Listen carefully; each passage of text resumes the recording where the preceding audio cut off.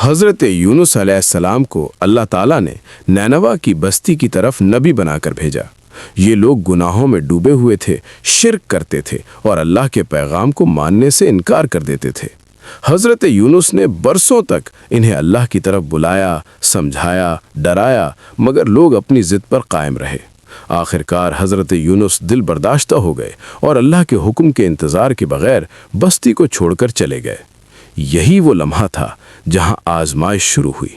حضرت یونس ایک کشتی میں سوار ہوئے جو سمندر کی موجوں میں پھنس گئی۔ طوفان اتنا شدید تھا کہ کشتی ڈوبنے کے قریب پہنچ گئی۔ کشتی والوں نے فیصلہ کیا کہ بوجھ کم کرنے کے لیے قرعہ اندازی کی جائے۔ قرعہ حضرت یونس کے نام نکلا۔ 3 بار قرعہ نکلا اور ہر بار حضرت یونس ہی کا نام آیا۔ حضرت یونس سمجھ گئے کہ یہ اللہ کا فیصلہ ہے۔ انہوں نے خود کو سمندر میں ڈال دیا۔ سمندر کی گہرائیوں میں ایک بہت بڑی مچھلی نے حضرت یونس کو نگل لیا۔ اندھیرا، سمندر کا اندھیرا، مچھلی کا پیٹ اور اس کے اندر حضرت یونس۔ مگر یہ موت نہیں تھی، یہ اللہ کی رحمت کا آغاز تھا۔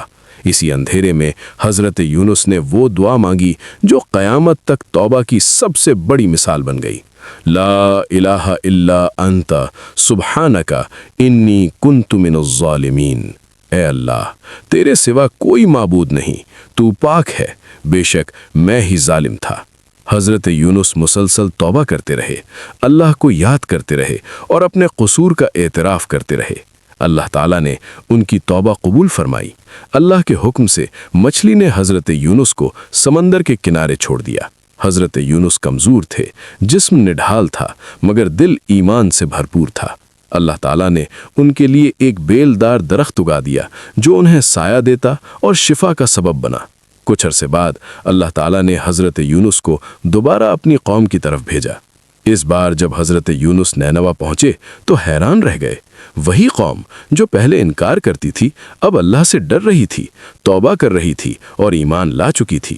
اللہ تعالیٰ نے اس قوم پر سے عذاب ٹال دیا اور انہیں بخش دیا۔ یہ تاریخ کی واحد قوم تھی جس نے عذاب آنے سے پہلے سچی توبہ کی اور اللہ نے انہیں معاف فرما دیا۔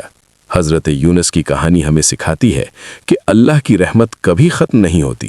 اگر آپ آج کسی مشکل میں ہیں، اگر آپ خود کو تنہا محسوس کر رہے ہیں تو حضرت یونس کی دعا کو یاد رکھیں۔ لا الہ الا انت سبحانک انی کنت من الظالمین۔ یہی ہے تاریخی آواز جو ہمیں ماضی سے سبق دے کر حال سنوارتی ہے۔